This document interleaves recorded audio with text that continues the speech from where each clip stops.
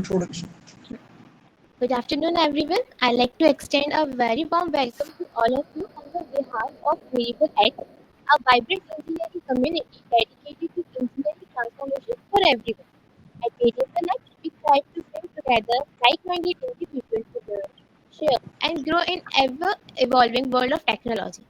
Today, we are especially honored to have a very distinguished guest with us. Please join me in welcoming Ms. Aparna Soni, ma'am. Ms. Soni is a celebrated package app development analyst at Accenture. With extensive expertise in project management and business analytics, she is also a proud alumna of our very own college, making this session even more special for us.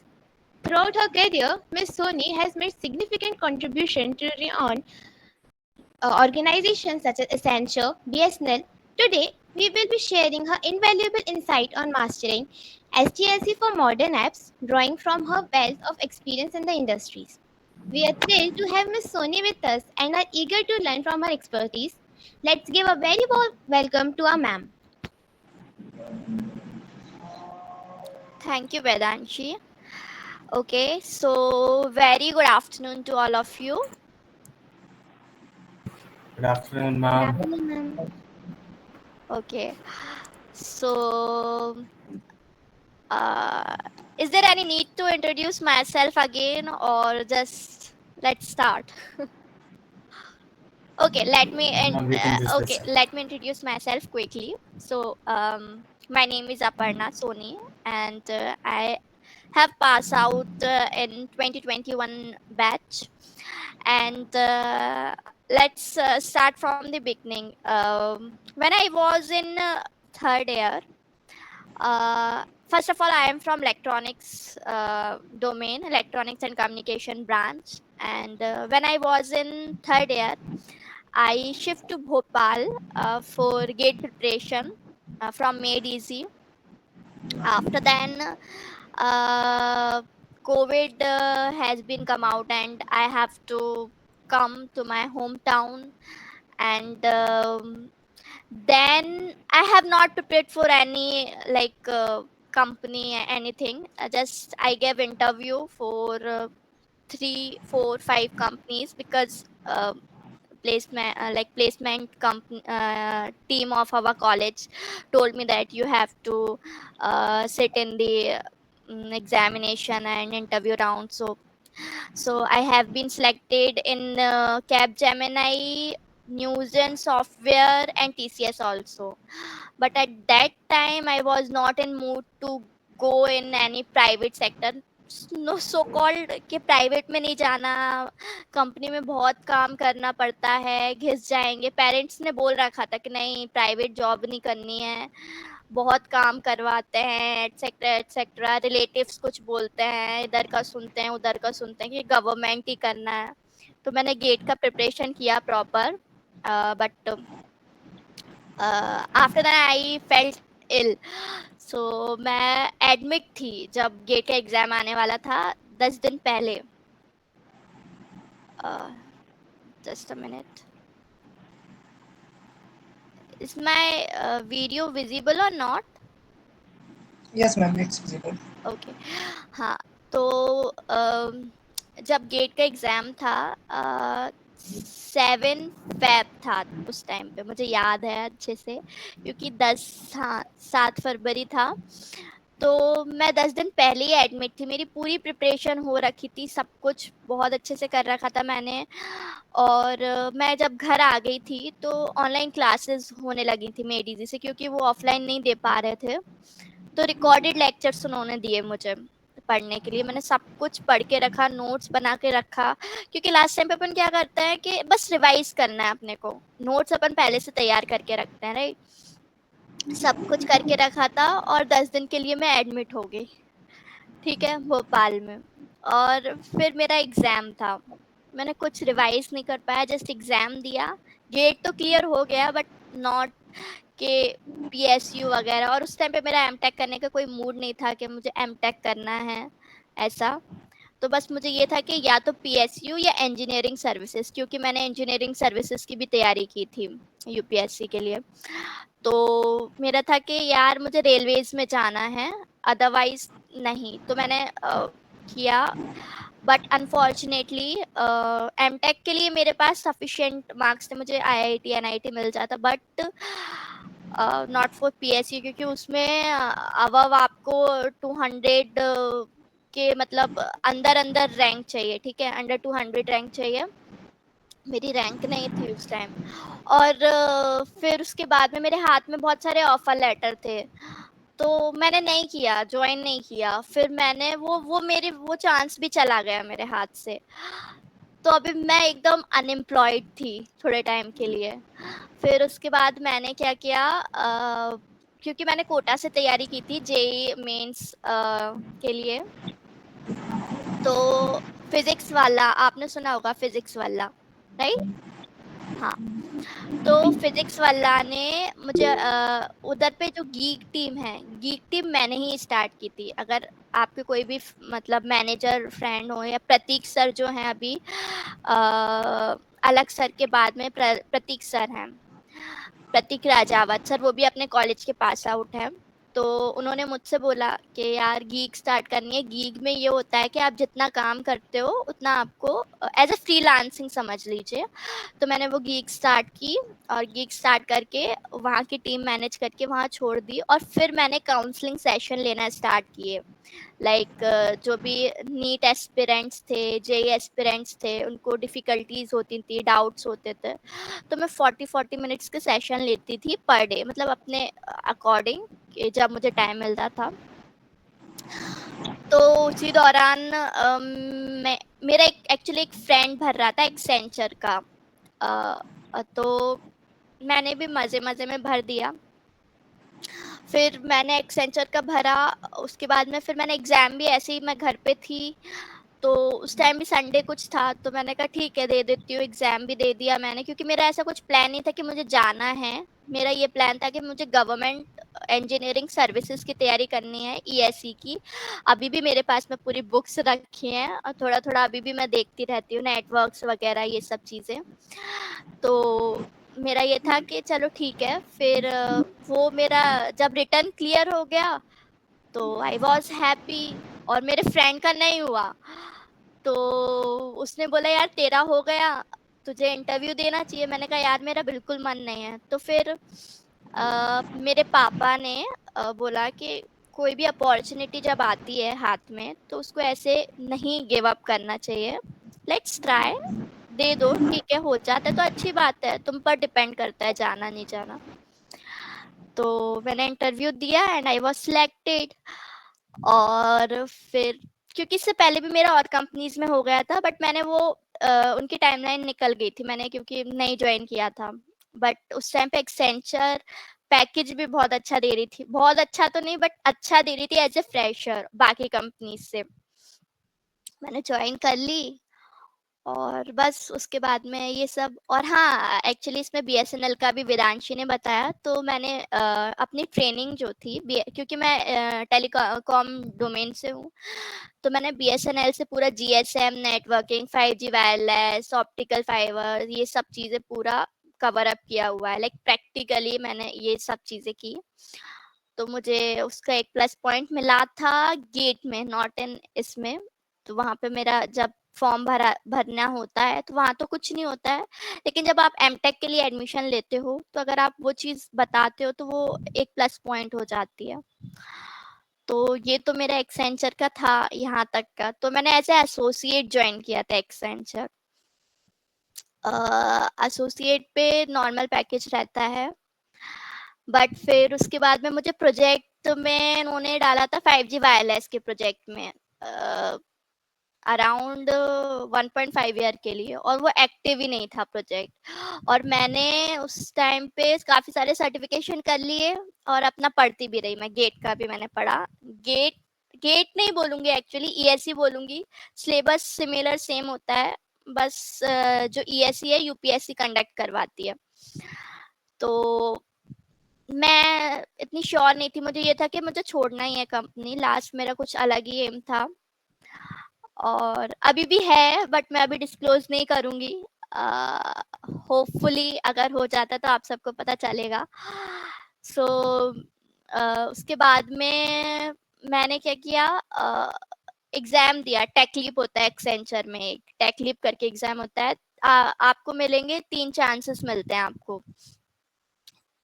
तो मैंने AWS सुना है, AWS, Azure and GCP, Google cloud platform. तो ये 3 आपको अलग अलग exam रहते हैं प्रॉपर, इनका 3 ऑप्शन मिलते हैं। 3 में से अगर आपका एक भी क्लियर हो जाता है तो आपका फास्ट प्रमोशन हो जाता है एज एनालिस्ट। तो मैंने फर्स्ट GCP स्टार्ट किया था, तो मैंने GCP क्लियर कर लिया था 6 महीने के अंदर ही।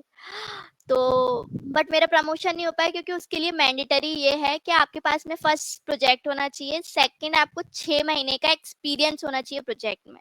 मेरे पास में प्रोजेक्ट भी नहीं था और एक्सपीरियंस भी नहीं था 6 महीने का प्रोजेक्ट में एक्सेंचर में।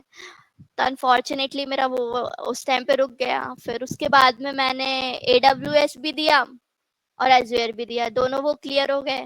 फिर after then I became analyst, और अभी कंटिन्यू है ये सब चीजें। और हाँ, एक और चीज मैं बताती हूँ, लाइक आप लोगों के लिए बताती हूँ, अगर आपको जिस भी डोमेन में जाना है ना, लाइक कुछ लोगों ने अभी बनाया होगा प्लान कि मुझे इस ब्लॉकचेन है, अभी मैंने जैसे यश का देखा था प्रोफाइल, उसका ब्लॉकचेन है। अगर ब्लॉकचेन में जाना है ना तो उस पर स्टिक रहा है। मेरा क्या हुआ, मैंने स्टार्टिंग में 5G वायरलेस, क्योंकि मैं टेलीकॉम की थी, तो मैंने 5G wireless, FTTH, fibre to the home, अगर आपने सुना हो या आगे सुनोगे आप लोग, तो 5G वायरलेस, FTTH, नेटवर्किंग, इन सब में मैंने सर्टिफिकेशन और अच्छे से पढ़ लिया था। फिर मैं सब्जेक्ट मैटर एक्सपर्ट भी हो गई थी, SME हो गई थी मैं उस प्रोजेक्ट में, तो मैं लोगों को पढ़ाने लगी थी वहां पे।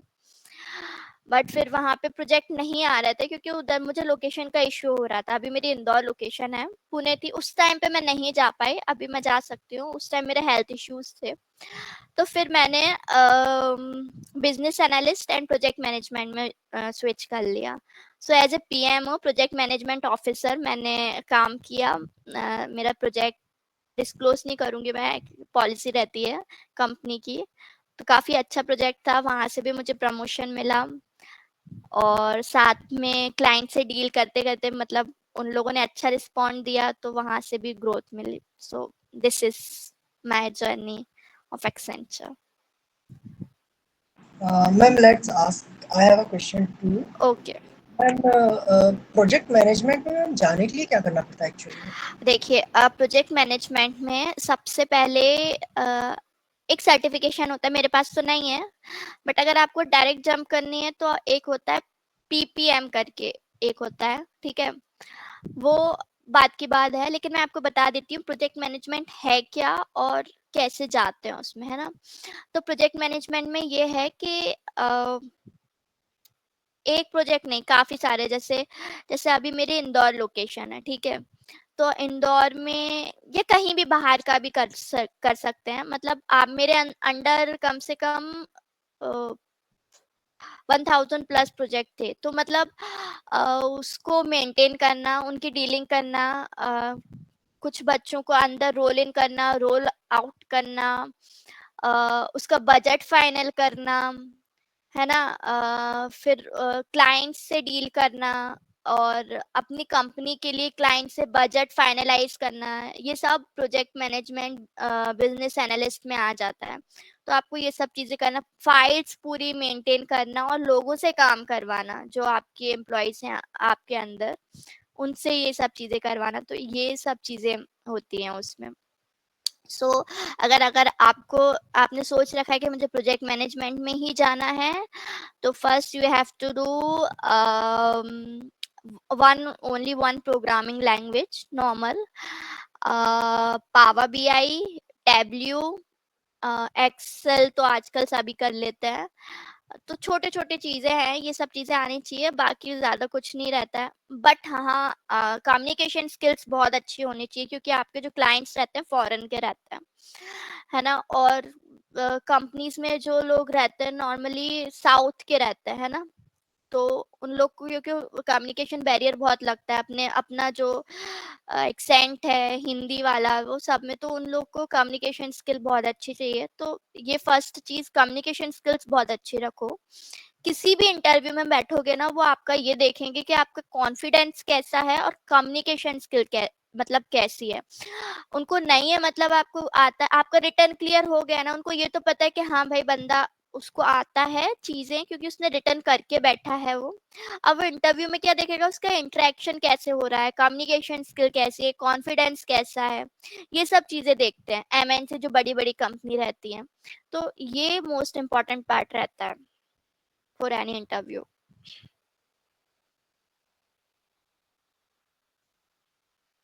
Anything else? Yes? Or anybody? Ma'am, I have a question. Huh?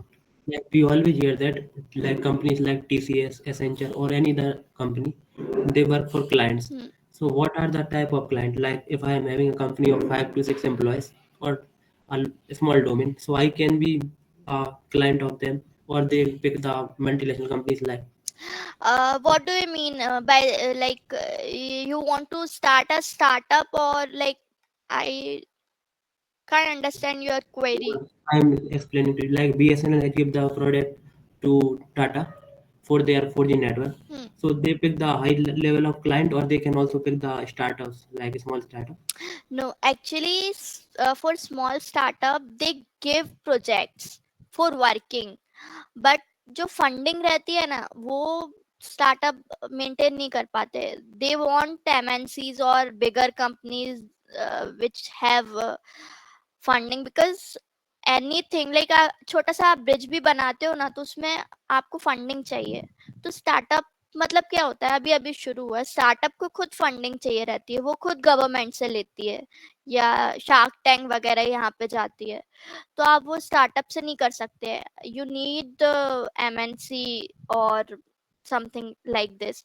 और अगर आपको स्टार्टअप से करना है तो आप हाँ बेशक उनको प्रोजेक्ट दे सकते हो कि हम आपको इतना पैसा देंगे, आप ये काम हमको करके दे दो, तो वो आपको वो चीज करके देंगे. लाइक अभी मेरा एक फ्रेंड है, उसका स्टार्टअप है, सो वो करता है ये सब चीजें. लाइक जैसे अभी ये वार्ड भी है, जिसमें मैंने इसकी पूरी टीम मैंने मैनेज करके दी थी. जो इसके फाउंडर हैं, उसमें मैं मैनेजर थी, और जो फाउंडर भी अपने कॉलेज के हैं. तो ही ऑल्सो वांट फंडिंग, ठीक है, तो उसने भी कहीं से उठाई है. तो वो प्रोजेक्ट बना के काम करके वो आपको डिलीवर कर सकता है, बट डायरेक्ट आपसे कम्युनिकेट नहीं कर सकता end to end. But MNC कर सकती है क्लाइंट से एंड टू एंड, क्योंकि क्लाइंट के पास होता है पैसा और कंपनी को चाहिए पैसा. स्टार्टअप इतना ज्यादा हाइप नहीं करता है स्टार्टअप, क्योंकि ज्यादा लोगों को पता ही नहीं रहेगा ना, और क्लाइंट कैसे ट्रस्ट कर लेगा उस चीज के लिए, है ना. तो ये चीजें रहती है. Any other question?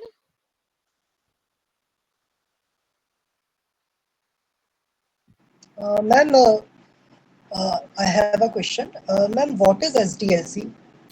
SDLC, okay. So SDLC is Software Development Life Cycle, okay. ये इसका फुल फॉर्म है. अब मैं इसके बारे में बताती हूँ क्या होता है. एक्चुअली ब्लॉकचेन में भी इसका इम्पोर्टेंट पार्ट होता है, पढ़ा होगा. मेनली डेवऑप्स इंजीनियर जो रहते हैं एसडीएलसी पे काम करते हैं, ठीक है. एक रहता है, के से नाम आता है, Kanban. Do you have any idea about Kanban or something? You can also Google it. ऐसा कुछ होता है. तो ये सब चीजें क्या होती है, किसी ने अगर पढ़ा होगा, 7 लेयर्स रहती हैं अपनी नेटवर्किंग की. पढ़ा है किसी ने? अभी नहीं पढ़ा, फर्स्ट ईयर में नहीं होगा, अब आएगा. पढ़ा है? यस मैम, पढ़ा है. हाँ. तो ये जो सॉफ्टवेयर डेवलपमेंट लाइफ साइकिल है, ये उसी से ही कनेक्टेड है. जब आप ये इसमें मास्टरिंग कर लेंगे तो आपको ये चीजें पता चलेंगी, एसडीएलसी क्या होती है, कहाँ काम आती है. तो जो टेस्टिंग होते हैं ना, टेस्ट इंजीनियर होते हैं, वो मेनली इसमें बहुत, एसडीएलसी उसमें इम्पोर्टेंट रोल करता है. क्योंकि आप कोड लिख दोगे, ठीक है, कोड आपने लिख दिया, कहाँ पे एरर आ रही है, कहाँ क्या चीज हो रही है, ये चीजें जाती हैं एसडीएलसी के थ्रू, अपने को पता चलता है. फिर अपन उसको डीबग करते हैं, ठीक है. मेनली ये चीज डेवऑप्स इंजीनियर करते हैं. तो तो ये उनके लिए रहता है। नॉर्मली कोडर्स के लिए इतना इम्पोर्टेंट नहीं रहता, क्योंकि कोडर्स क्या करते हैं, लैंग्वेज आई ठीक है, बस ओप्स का काम रहता है उनके लिए। बाकी एसडीएलसी टेस्टर्स के लिए टेस्टिंग मैनेजमेंट में रहता है, ये है। और मेन जो 7 लेयर्स है नेटवर्किंग की, ये इसमें रोल प्ले अभी आप लोग पढ़ोगे तो धीरे धीरे, अभी मैं आपको बता दूंगी, एकदम से नहीं बता सकती, 5 मिनट और 10 मिनट में, काफी लंबी चीज है तो लगेगा time. Anyone have questions? Not currently. Not right now. Yes, hi Dev.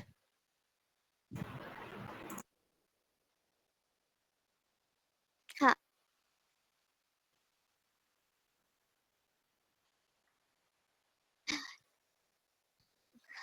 हाँ हाँ हाँ, मैं बताती हूँ। जैसे जैसे आपकी साइबर सिक्योरिटी है, मैं उसी को एग्जांपल लेती हूँ, मैंने साइबर सिक्योरिटी पे भी किया है काम। सो जैसे कोई भी क्लाइंट है, ठीक है, उसको कुछ काम कराना है, ठीक है, बाहर का क्लाइंट है, जैसे मेरा यूके के क्लाइंट और आयरलैंड के मेनली है, तो मैं इनवॉइसिंग बनाती हूँ, उनका बजट बना के पहले उनको पूछती हूँ कि इतना इतना बजट हो गया है हमारे यहाँ का, अगर आप इसके लिए फ्लेक्सिबल हैं तो इसको आगे कंटिन्यू करते हैं, अदरवाइज नॉट कंसिडर। तो उनको, तो फिर वो अपनी रिक्वायरमेंट बता, जैसे मान लीजिए एक कार है, ठीक है, मतलब एक क्लाइंट है, उसने बोला कि मुझे एक ऐसी चीज चाहिए जिसमें 2 पहिए हों और जो मुझे लॉन्ग डिस्टेंस तक पहुंचा सके कम टाइम में, और कुछ-कुछ ऐसी चीज़ें बताएँ। अब आपको दिमाग लगाना है कि ये चीज़ क्या हो सकती है, तो आपके दिमाग में क्लिक होगा कि ये चीज़ कार कर सकती है, राइट? तो ये चीज़ मैं करती हूँ कि उनकी डिमांड सुनती हूँ और फिर उसके बाद में उनको सजेशन देती हूँ, ठीक है? तो ये काम होता है मेनली। तो जब आप क्लाइंट और आपकी ये डील हो जाती है, तो फिर आप बजट फाइनलाइज़ करते हो अपने मैनेजर से पूछ के, या जो मतलब जो उसके सीनियर रहते हैं, डोमेन के पर्टिकुलर, तो उनको क्या फैसिलिटी देनी है, और प्रॉपर वर्ड विषय क्या सर्विस देनी है उनको, ये आपको आपके जो सीनियर है, मैं इतनी सीनियर नहीं हूँ तो मुझे वो बताते हैं, बट डील मैं ही करती हूँ क्लाइंट से। तो पूरा इनवॉइसिंग का काम, पूरा बजट फाइनलाइज, उनसे कम्युनिकेशन करना, ये सब मैं करती हूँ। फिर उसके बाद में हो जाता है ऊपर ये सब चीजें। तो वो, अब अगर आपका क्वेश्चन ऐसा है कि वो क्लाइंट को आप लाते कहाँ से हो, राइट? ये है क्या क्वेश्चन आपका देव?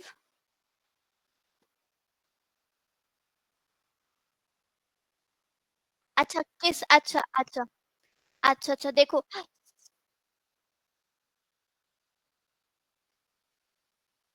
देखो मैं बताती हूँ। अभी ना साइबर सिक्योरिटी के तो इतने नहीं आते हैं प्रोजेक्ट, लाइक एक्सेंचर में तो नहीं आते हैं साइबर सिक्योरिटी के। एक्सेंचर में आते हैं सबसे ज्यादा ओरेकल के। मेरा जो ट्रेनिंग हुई थी मेरे ओरेकल की थी, सीबल सीआरएम में मैंने ट्रेनिंग की है, सर्टिफिकेशन भी है मेरा सीबल सीआरएम का। तो ओरेकल के ज्यादा प्रोजेक्ट्स आते हैं। सैप का अभी बहुत डिमांड चल रहा है, मतलब अगर आपको सैप आता है ना, तो आप किसी भी कंपनी में जाओगे ना, मतलब सब जगह जरूरत है, क्योंकि उधर पे क्या है, उनको एक बंच चाहिए रहता है। सैप के लिए 1 पर्सन या 2 पर्सन से काम नहीं होता, उनके लिए 10, एक प्रोजेक्ट के लिए कम से कम उनको 10-12 लोग चाहिए रहते हैं सैप के लिए।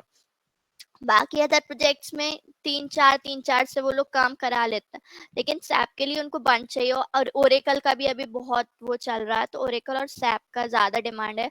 और बाकी आपका जावा वगैरह है डेवलपमेंट के लिए, तो वो तो है ही। जावा तो ऑलवेज, अगर किसी को जावा आता है, मुझे नहीं आता है जावा, तो इसलिए मैं बता रही हूँ, मुझे ये चीज नहीं आती है। लेकिन अगर किसी को अच्छा पैकेज उठाना है, जावा सीख लो, सबसे बेस्ट है। जावा आपको आती है एक लैंग्वेज, अगर मैं कोई मुझसे पूछे कि मैं कौन सी लैंग्वेज सीखूं एक, तो मैंने सी प्लस प्लस सीखी थी कॉलेज टाइम पे, वहीं पे विदिशा में। बट मुझे इतना कोई इंटरेस्ट नहीं था, क्योंकि मुझे गवर्नमेंट सेक्टर में जाना था, मैंने यूं ही सीख ली थी, तो मैंने उसमें कोई प्रैक्टिस नहीं की। बट अगर किसी को सीखनी है और प्रॉपर प्लेसमेंट में ही जाना है, या उधर उसी की फोकस्ड है, तो एक लैंग्वेज सीख लो, और मैं बोलूँगी जावा सीख लो। सबसे बेस्ट है, क्योंकि जावा में पूरा कवर हो जाए। क्योंकि अगर आपको जावा आ जाएगी तो उसके बाद आपको सॉरी जावा स्क्रिप्टिंग आ जाएगी आपको, ठीक है। जावा अगर आ गई ना, बेस हो गया, तो जावा स्क्रिप्टिंग आ जाएगी, डॉट नेट आ जाएगा, डॉट जे एस जो भी सब चीजें उससे रिलेटेड सब कुछ चीजें आपको आ जाएंगी अगर आपको जावा आ जाती है।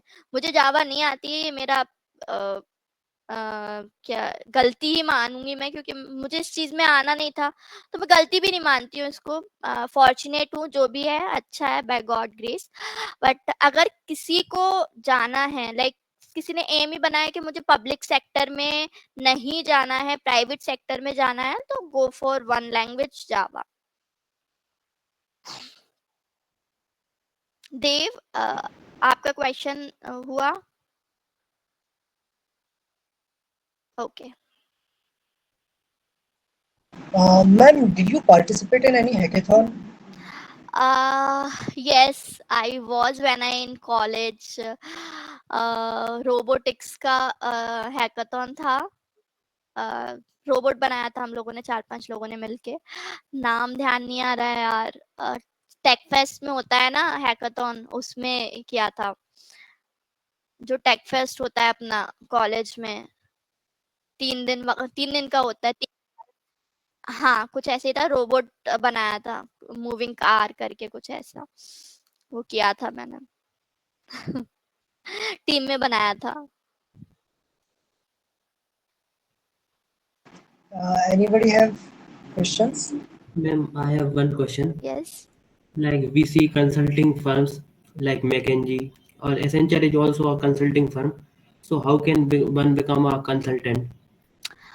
Like they are given a project every 6 months. They have to do the market research. How they can See, expand. consultant need experience, ठीक है। आप वो 1 साल 2 साल 3 साल में नहीं, उसको आपको कम से कम 5 years प्लस एक्सपीरियंस चाहिए उस इंसान को जो कंसल्टेंट है। तो डायरेक्ट वो कंसल्टेंट मतलब क्या होता है, क्लाइंट के कोई भी क्वेरी है जो आप नहीं सॉल्व कर पा रहे हो, जो मैं एंड टू एंड काम, जब बिल्कुल यहाँ से काम नहीं होगा तो वो चीज जाएगी कंसल्टेंट के पास, और फिर वो उस चीज को सॉल्व करके देगा, क्योंकि उसके पास में एक्सपीरियंस है इन सब चीजों को डील करने का। तो वो नॉर्मल ऐसे नहीं हो पाता, उसके लिए भी एक्सपीरियंस चाहिए Rohit. So as a fresher अगर आप कहीं जाते हो तो आप एज ए कंसल्टेंट ज्वाइन कहीं नहीं कर पाओगे। आपको कोई भी कंसल्टेंट मिलेगा आपकी कंपनी में, उसको कम से कम 5 साल का एक्सपीरियंस होगा। Okay, ma'am.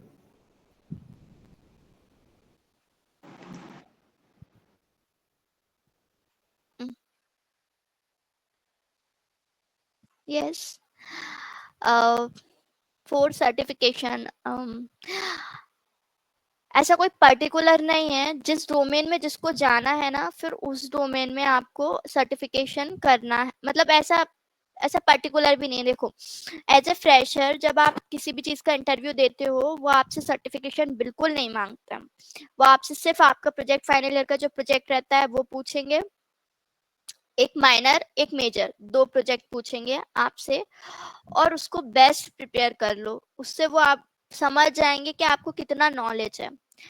आपका कॉन्फिडेंस एंड कम्युनिकेशन स्किल देखेंगे। सर्टिफिकेशन की नीड स्टार्टिंग में नहीं होती है एज अ फ्रेशर, मैं फिर से कह रही हूँ। अगर सर्टिफिकेशन है तो वो प्लस पॉइंट है। सर्टिफिकेशन आप किसी का भी कर सकते हो। जैसे आपको पर्टिकुलर एग्जांपल देती हूँ, जैसे ओरेकल में जाना है आपको, ठीक है, तो आप ओरेकल प्रोडक्ट बेस्ड कंपनी है, ओरेकल कंपनी का बोल रही हूँ मैं। अब आप ओरेकल में जा रहे हो, ठीक है, तो आप ओरेकल का कोई भी सर्टिफिकेशन करोगे ना, दे विल बी हैप्पी कि इसके पास में सर्टिफिकेशन है उस चीज का, प्रोडक्ट बेस का।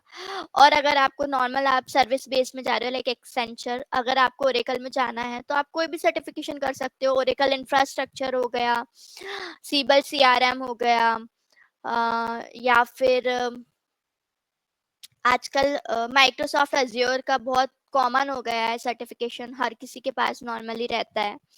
तो वो ये चीज़ें आपको फाइनल ईयर में जब आप जाओगे ना, तो आपको प्लेसमेंट टीम आपको बताएगी। वैसे सर्टिफिकेशन की ज़रूरत नहीं होती है as a fresher for the entry.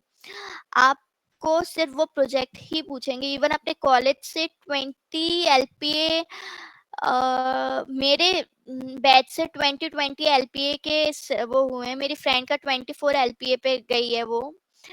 तो नॉर्मली ऐसे सर्टिफिकेशन की जरूरत नहीं रहती। मेरी ब्रांच की मेरे साथ की 24 एलपीए पे गई है, अभी हैदराबाद में है वो।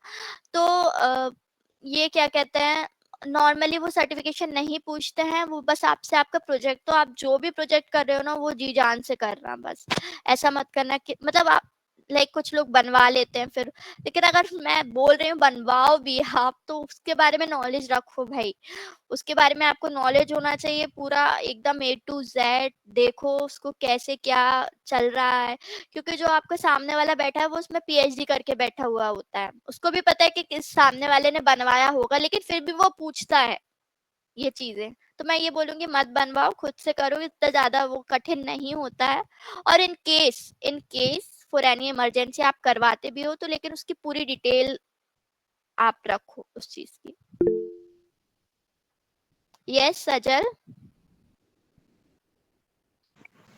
Good afternoon ma'am. मैम मैं ये पूछना चाहता था, आपने ऐप डेवलपमेंट कहाँ से सीखा? ऐप डेवलपमेंट मैंने कैसे सीखा, मैंने खुद से ही सीखा यार। मैंने कहीं कुछ कोचिंग वोचिंग कुछ नहीं की, मैंने खुद से यूट्यूब से देख के थोड़ा बहुत। और एक्सेंचर में मैं जब आई तो मुझे ये पोस्ट मिल गई ऐप डेवलपमेंट की। जब ये पोस्ट मिल गई तो उसके बाद मैंने ज्यादा सीखना स्टार्ट किया। पहले तो मैंने थोड़ा, मुझे ये पोस्ट पहले मिल गई थी एक्चुअली, मे बी मेरे इंटरव्यू से देख के। इंटरव्यूज पे डिपेंड करता है, तो उन्होंने मुझे ये दे दिया था, मैंने पहले से ऐसा कुछ नहीं। उन्होंने इंटरव्यू में मैंने थोड़ी थोड़ी चीजें देख रखी थी कि हाँ कैसे कैसे वेबसाइट एचटीएमएल थोड़ा थोड़ा आता था, मुझे ज्यादा कुछ नहीं आता था। बट उनको लगा कुछ ऐसा, तो उन्होंने मुझे ये पोस्ट दे दी, फिर इसके बाद से मैंने सीखना शुरू किया। एज आई एंड मैम देखिए, सेड, हाँ मैम मैं ये पूछना चाहता हूँ मैम, जैसे मैं फर्स्ट ईयर में था, अब सेकंड ईयर में आ चुका हूँ। फर्स्ट ईयर में मैम मेरे को C plus plus and Python आती है, और अब जैसे मैं सेकंड ईयर में आ गया हूँ, तो आपका क्या सजेशन रहेगा कि मेरे को क्या करना चाहिए क्या नहीं?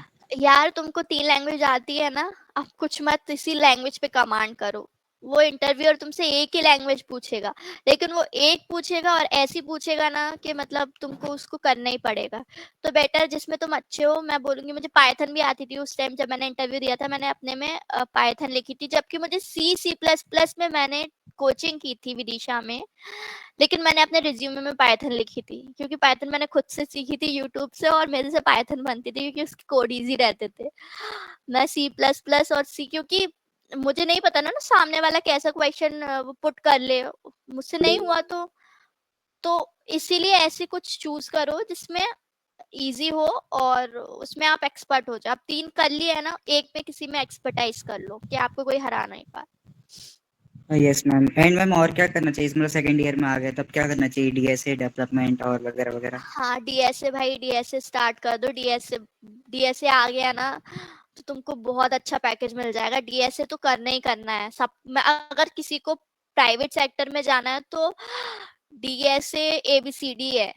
प्राइवेट सेक्टर डीएसए कर लो, मैंने नहीं किया था इसलिए बोल रही हूँ, मुझे बहुत प्रॉब्लम हुई थी मैंने आफ्टर कॉलेज, क्योंकि मैंने स्टार्टिंग से गवर्नमेंट सेक्टर का सोच के रखा था, तो मेरा ये इधर पे माइनस पॉइंट हुआ कि मैंने डीएसए नहीं पढ़ा था। बट मेरा एक फ्रेंड है, वो सेकंड ईयर से डीएसए की कोचिंग करने लगा था भोपाल से, तो अभी वो बहुत अच्छे पैकेज पे है, वो 32 के पे है, तो इसलिए बोल रही हूँ डीएसए करना स्टार्ट कर लो अगर प्राइवेट पे तो जाना है। मैम थोड़ा सा एंड्रॉइड डेवलपमेंट में मेरे को रुचि है, मैं चाह रहा हूँ कि एंड्रॉइड डेवलपमेंट में जाऊँ साथ में। तो आप थोड़ा बता दो कि कहाँ से कैसे क्या सीखना है। तो मैम एक्चुअली मैं यूट्यूब पे देखा था, तो हाँ मैं वहाँ पे पुराने कोर्सेज ले हैं, और अभी एंड्रॉइड स्टूडियो बहुत नया हो चुका है, तो बहुत दिक्कत एंड जा रही है। हाँ देखो मैं बताती हूँ, एंड्रॉयड डेवलपमेंट के लिए सबसे पहले इंटर्नशिप ले लो तुम, ठीक है, कहीं भी जो भी एक भोपाल में है, मैं यश को बता दूंगी, मुझे अभी नाम ध्यान नहीं आ रहा, तो वहाँ पे ये सब चीजें सिखाते हैं जो भी। तो एक बार इंटर्नशिप करो, क्योंकि इंटर्नशिप में क्या होता है प्रैक्टिकली काम करवाते हैं। आप कितना भी यूट्यूब पढ़ लो, कितना भी बुक पढ़ लो, कुछ कुछ नहीं होना जाना है। आप जब तक प्रैक्टिकल नहीं करोगे आपके दिमाग में वो चीज़ नहीं जाएगी। तो आप उसके लिए एक इंटर्नशिप कर लो। आप इंटर्नशिप करोगे ना तो आपको अटेंडेंस भी कॉलेज वाले देंगे, ऐसा नहीं है कि नहीं देंगे। मना करेंगे कि क्यों कर रहे हो, कॉलेज नहीं आ रहे हो। उनको प्रॉपर एक अपने एचओडी को एप्लीकेशन लिख के दे दो कि मैं 1 महीने की या 15 दिन की इंटर्नशिप करना चाह रहा हूँ एंड्रॉयड डेवलपमेंट में इधर-इधर इस उससे ऑर्गेनाइजेशन से। तो आपका एचओडी खुद अप्रूव करेगा और आपके अटेंडेंस पे भी कोई इश्यू नहीं आएगा। जो 75% वाला क्राइटेरिया रहता है ना, उस पे भी कोई वो नहीं होता है। तो आप इंटर्नशिप करो उस चीज़ के लिए, मैं ये बोलूँगी। Anyone have further more questions? Yes Excuse me, कुछ मैम। लोगों ने हाँ, हाँ। मैम, जब आपके इंटरव्यूज थे, आपसे क्वेश्चंस पूछा होगा, सो लाइक कोडिंग क्वेश्चंस पूछे होंगे, इन सब के प्रैक्टिस के लिए लीड कोड वगैरह है, तो आपने कितने किए, आपका उसने कितने मैंने एक्चुअल कोई में हेल्प किया? प्रैक्टिस नहीं की, मैंने कुछ भी प्रैक्टिस नहीं की, मैंने कुछ तैयारी नहीं की। मैं अपना मेरा यही है, मैं क्या ही कुछ गलत बता दूँ कि मैंने यहाँ से या गीक्स एंड गीक्स से किया या ऐसे, मैंने कुछ किया ही नहीं। मैं जस्ट मेरे इंटरव्यू क्लियर हुआ, मैं लैपटॉप खोल के बैठी, सामने बस इंटरव्यू था, तो मुझे ये था कि उन्होंने जो क्वेश्चन पुट किए मैंने आंसर दिए। मैंने प्रैक्टिस कुछ भी नहीं की, किसी भी चीज़ की। तो इसके लिए तो मैं नहीं बता सकती, बट हाँ क्वेरा है, गीक्स एंड गीक्स पे अच्छा है मटेरियल, मेरे फ्रेंड्स करते थे। एक मेरी फ्रेंड है, वो भी भोपाल में तैयारी करती थी प्लेसमेंट प्रैक्टिसिंग की, तो वो करती थी गीक्स एंड गीक्स से करती थी, तो वो अच्छा प्लेटफॉर्म है, वहाँ से कर सकते हो। एंड सेकंड क्वेश्चन जो मैं पूछना था, डेवलपमेंट एंड डीए से दोनों डिफरेंस क्या है? कि मैं समझा नहीं अभी तक क्या हुआ था। डेवलपमेंट एंड डीए से दोनों क्या था? शायद अलग डी अलग चीज़ थी। मैं बताती हूँ, देखो डीएसए में आपको डेवलपर होने का ही पूरा जो एबीसीडी है ना, वो डीएसए है फॉर डेवलपमेंट। ये है, आप एक चीज बस ध्यान रखो, DSA is A B C D for development. अगर आपको डेवलपर होना है तो आपको डीएसए आना चाहिए, क्योंकि डीएसए के बिना आप कोडिंग में एक्सपर्ट नहीं होगे। कोडिंग आप कर लोगे, नॉर्मल आप कोडिंग कर लोगे, लेकिन जो हाई लेवल की कोडिंग रहती है ना, जिसमें लाइक यू एकदम आप क्वेश्चन देखा और आंसर आ गया आपको, तो वो डीएसए से आपको दिमाग में आएगा अच्छा ये स्टेप्स, क्योंकि वो जब आप पढ़ोगे ना स्टेप बाय स्टेप, आपके और क्लियरिटी बढ़ेगी। इसीलिए DSA is important for development. हाँ अनुज्ञा।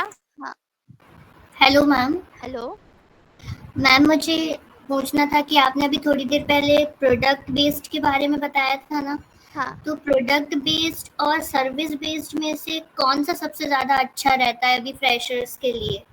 देखो दोनों ही अच्छे रहते हैं। प्रोडक्ट बेस ये रहता है कि प्रोडक्ट बेस चीज़ें सर्विस बेस्ड यूज करती है, ठीक है। वो जो प्रोडक्ट बेस्ड कंपनी है वो चीज़ें बना के सर्विस बेस्ड को देती है, तो ऑब्वियसली प्रोडक्ट बेस्ड ज़्यादा अच्छी रहेगी, पैसा भी ज़्यादा देती है। लेकिन एज ए फ्रेशर सीखने के लिए सर्विस बेस्ड अच्छी है, क्योंकि प्रोडक्ट बेस्ड में आप जाओगे स्टार्टिंग से ही, तो वो आपको ये कंसिडर नहीं करेंगे कि आप एज ए फ्रेशर आए हो और आप सीख रहे हो, आपको वो चीज़ करके ही देनी है। बट आप ऐसे सर्विस बेस से जाओगे प्रोडक्ट बेस में, तो फिर वो आपको टाइम मिलेगा सर्विस बेस में सीखने के लिए पूरी चीज़ें, फिर उसके बाद में आप स्विच कर सकते हो प्रोडक्ट बेस में।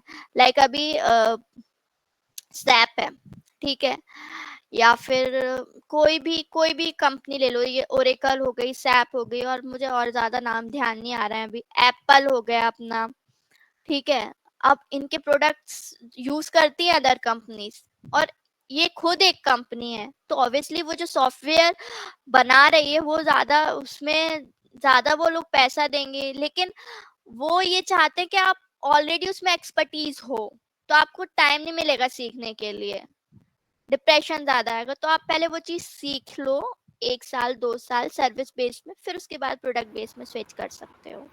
मैम लेकिन ये डिसाइड कैसे करते हैं कि प्रोडक्ट बेस्ड में जाना या सर्विस बेस्ड में? नहीं ऐसा नहीं है, आप तो इंटरव्यू सबके दो, आप इंटरव्यू सबके दो।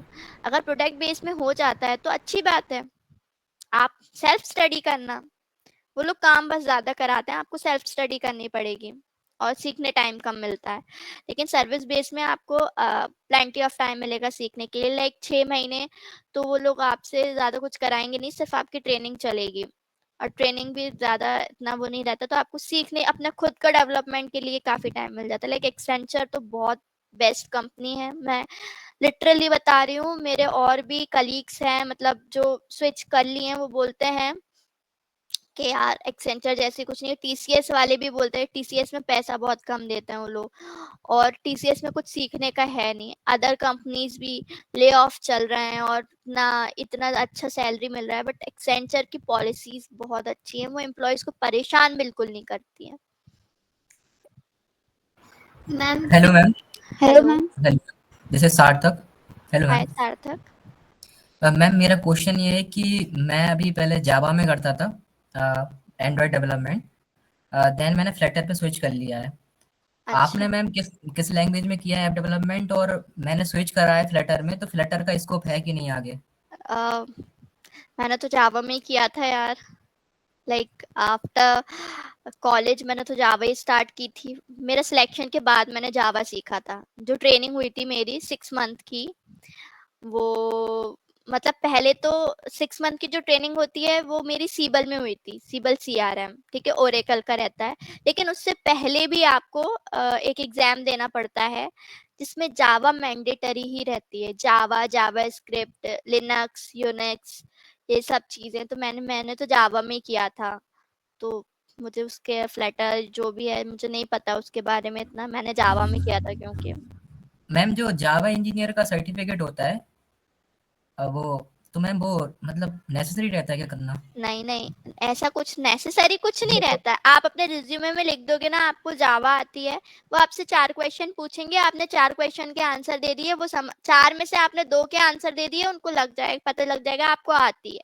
जावा। ये 4 में से अगर आपने 2 भी दे दिए ना, उनको पता चले हाँ भाई आती है सामने वाले को, वो आपको कंसिडर कर लेगा।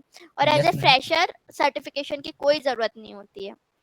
मैम मेरा नेक्स्ट क्वेश्चन ये है कि मैं फ्रीलांसिंग करता हूँ, और अभी जो क्लाइंट की रिक्वायरमेंट आती है, तो हाँ फिर मैं उनको कोटेशन वगैरह बना के दे देता हूँ। जैसे कि आप बोल रहे हो आप बजटिंग करते हो, तो मैं हाँ उनको बजट बना के दे देता हूँ, कोटेशन बना के दे देता हूँ। देन फिर वो मतलब कोटेशन किसी दूसरे कंपनी को जाके दिखाते हैं और बोलते हैं कि वो इतने में कर रहे हैं, तो आप इससे कम में कर दो।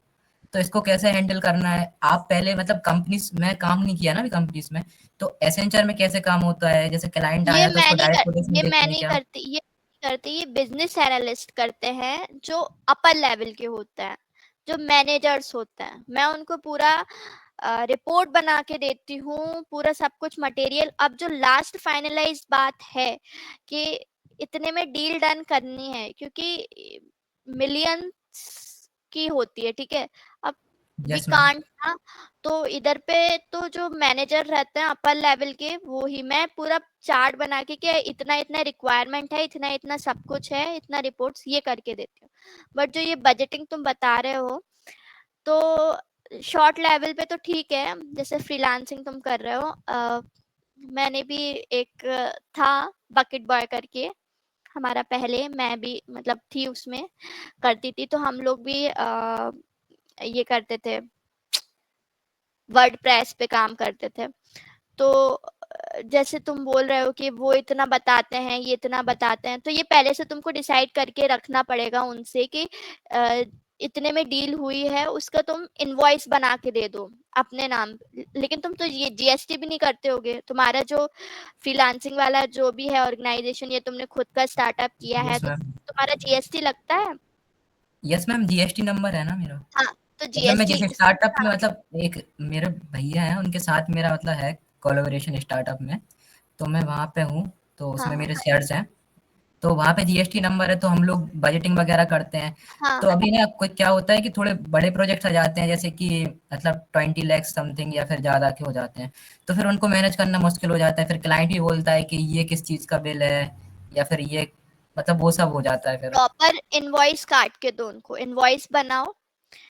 इनवॉइस समझ में आ रहा है इनवॉइस मैं क्या बोल रही हूँ? Yes ma'am. हाँ, इनवॉइस बनाओ उस चीज का, प्रॉपर बिल का। उनको इनवॉइस नंबर दो, प्रोफॉर्मा बना के पूरा, और उसमें तुम्हारा बजट भी लिखा रहेगा, ठीक है, तो यस मैम। उसको कोई चेंज नहीं कर पाएगा। जो तुम बोल रहे हो ना आगे चेंज हो जाता है वो अपने, यस मैम। तो वो नहीं हो पाएगा। तुम प्रॉपर एक इनवॉइस अपना जीएसटी नंबर से काट के दोगे तो कोई भी चेंज नहीं कर पाएगा। यही होता है बड़ी कंपनीज में भी। Yes ma'am. Hello ma'am. Hi. Ma'am जैसे कि आपने बोला कि आपको गवर्नमेंट सेक्टर में ही जाना था, तो अगर किसी को गवर्नमेंट जॉब्स की तैयारी करनी हो या उसी सेक्टर में जाना हो तो कौन से एग्जाम्स हो या कौन सा पाथ आप सजेस्ट करेंगे उन्हें? टेक्निकल और नॉन टेक्निकल? टेक्निकल। ओके, सो इंजीनियर्स के लिए टेक्निकल मैं तो गेट ही बोलूंगी, गेट और engineering services. UPSC engineering services UPSC conduct कराती है, और गेट में तो पता ही होगा पीएसयूज रहते हैं, लाइक गेल हो गया आपका, एनएफएल हो गया, और एचपीसीएल हो गया। ये सब चीजें आपको पीएसयू अंडर 200 रैंक चाहिए गेट में, अगर आपको पीएसयू चाहिए। और अदरवाइज फिर आपके पास में एमटेक का ऑप्शन रहता है, आप एमटेक ही कर पाओगे। एमटेक आप किसी भी आईआईटी एनआईटी से, वो डिपेंड करता है क्या आपका कट ऑफ जाता है, रैंक होती है, वहां से आप गेट कर सकते हो। फिर उसके बाद में गेट के बाद में फिर वही प्लेसमेंट वाला चक्कर आ जाएगा कि आपको वहां से अच्छा प्लेसमेंट मिल जाएगा। एमटेक के बाद में वही प्लेसमेंट वाला चक्कर आएगा। पीएसयू रेयर होता है कि एमटेक के बाद हाँ ले सकते हो, लेकिन उसके लिए भी आपको गेट का स्कोर कार्ड चाहिए। पीएसयू का एक तो एंट्रेंस एग्जाम होता है खुद का, और एक गेट स्कोर कार्ड होता है, दो चीजें होती हैं। तो कुछ कुछ चीजों में कुछ कुछ पीएसयूज में दोनों चीजें वैलिड होती हैं, किसी किसी में वो लोग सिर्फ स्कोर कार्ड ही कंसिडर करते हैं। तो इधर पे पूरा खेल गेट का है। अब दूसरी चीज आ गई ईएससी इंजीनियरिंग सर्विसेज एग्जामिनेशंस। तो इसमें यूपीएससी कंडक्ट कराता है, पूरा यूपीएससी जैसा रहता है। इसमें आपको पूरे जो 4 साल के आप सब्जेक्ट पढ़ोगे, ठीक है, सेमेस्टर के, मतलब एक सेमेस्टर में 5 सब्जेक्ट, तो एक साल के 10 सब्जेक्ट, मतलब 4 साल के आपको 40 सब्जेक्ट आएंगे प्रॉपर, और बहुत डिटेल थ्योरी रहेगी। Plus sorry for mistake, 4 PM। Yash Ma'am, nothing. He was tell how much time you are here for. So okay okay okay. So आपको वो डीपली स्टडी करने होंगे, न्यूमेरिकल्स भी आएंगे, और थ्योरी बहुत ज़्यादा आती है, मतलब आपको बहुत डीप स्टडी करनी होगी इंजीनियरिंग सर्विसेज के लिए। लेकिन आपकी जो लाइफ होगी उसके बाद में, लाइक ग्रेड एक ऑफिसर की जो रैंक लगती है ना, तो मतलब बस पूरी पढ़ाई वो उधर पे हो जाती है। उसमें आपको इंडियन रेलवेज, ठीक है, उसके बाद में काफ़ी सारी चीज़ें हैं उसमें, 10-12 चीज़ें रहती हैं एयरपोर्ट्स में, और ऑल इंडिया नाम मुझे नहीं आ रहा है, ऑल इंडिया नहीं, एआई का full form airport authority of India. इस इधर पे आपका डायरेक्ट हो जाता है, अगर आपका ईएससी का क्लियर हो जाता है तो इधर पे डायरेक्ट सिलेक्शन हो जाता है आपका। एआई का एग्जाम भी होता है अलग, मैंने भी दिया है, मैं 4 नंबर से रह गई थी तो मेरा नहीं हुआ। बट अगर मेरे पास में स्कोर कार्ड होता गेट या ईएससी का कट ऑफ कि मैंने हाँ क्लियर करा है, तो मे भी चांसेस थे।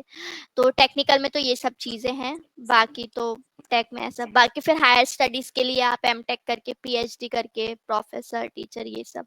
और नॉन टेक में तो काफ़ी सारी हैं, सबको पता होगा, तो एचएससी मैम आप वगैरह। क्या सजेस्ट करेंगे, गेट या ईएसयू? मैं मेरे सजेशन पे मत जाओ, क्योंकि वो मेरी पर्सनल चॉइस है, पर्सनल ओपिनियन है। तुमको क्या चाहिए, क्या करना है, तुमको खुद को सोचना होगा कि मुझे पीएसयू में जाना है या एक गवर्नमेंट ग्रेड लेनी है। तो ये तुमको डिसाइड करना होगा, क्योंकि ओपिनियन सबके अलग अलग होते हैं। मैं अपने हिसाब से बताऊंगी, बट तुम अपना सोचो, टाइम लो इस चीज़ का, सेकेंड ईयर ही है, आराम से बैठ के सोचो अभी इतना कुछ, क्योंकि फिर जब 4 साल हो जाएंगे ना, फिर इस चीज़ का रिग्रेट होगा। तो ये टाइम है, सेकेंड ईयर, थर्ड ईयर भी बोल रही हूँ मैं, सेकेंड थर्ड ईयर में आराम से सोच सकते हो। उसके बाद से भी तैयारी करोगे ना तो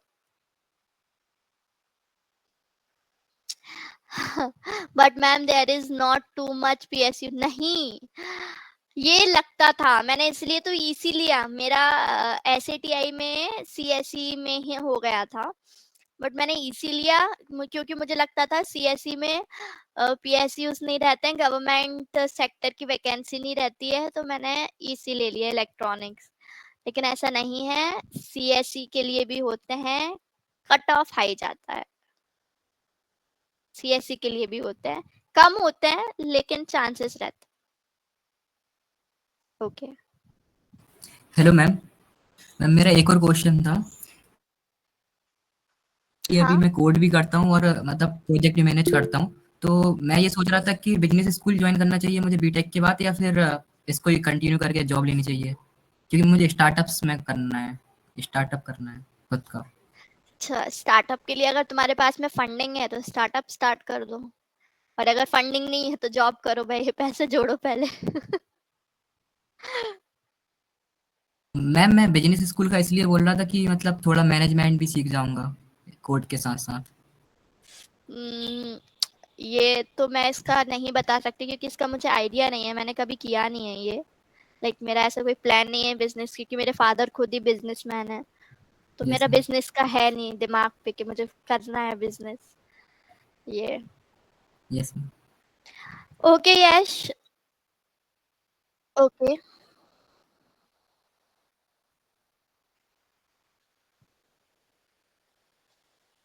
yes, myself, Rudresh, you can open your mic.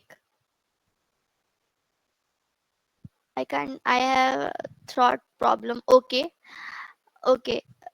So please put your question up.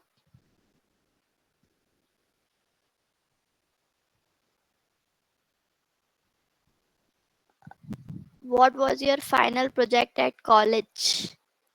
Okay. मेरा फाइनल प्रोजेक्ट मुझे ध्यान नहीं है, पर मेरा फाइनल प्रोजेक्ट मशीन लर्निंग पे था। मशीन लर्निंग पे था, बट मुझे अभी ध्यान नहीं है, काफी टाइम हो गया यार। तो 2021 मैंने थर्ड ईयर में ही बना लिया था, माइनर मेजर दोनों हो गया था मेरा, तो काफी टाइम हो गया, याद नहीं है मुझे अभी। अब रेज्यूमे में मेंशन भी नहीं करती हूँ, तो इतना ध्यान ही नहीं है कि फाइनल ईयर में कौन सा था। So we are at end. Thank you so much, ma'am, for sharing your valuable insights and experience with us. Thank you, ma'am. Thank you so Okay, much. you're welcome. Okay, Ma'am, so okay.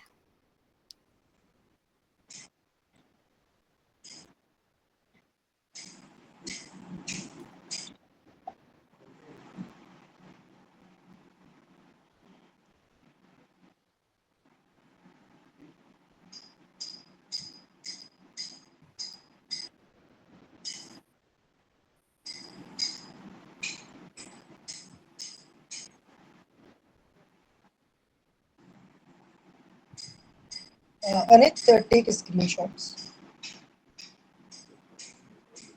Just a second. I can't see all of.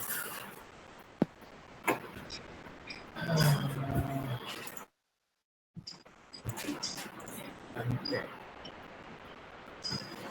Can't see all the participants at once. Yeah, please open your video ना। मुझे भी कोई दिख नहीं रहा है, मैं एक दो लोगों को ही देख पा रही हूँ। अनुज्ञा, देव, यश,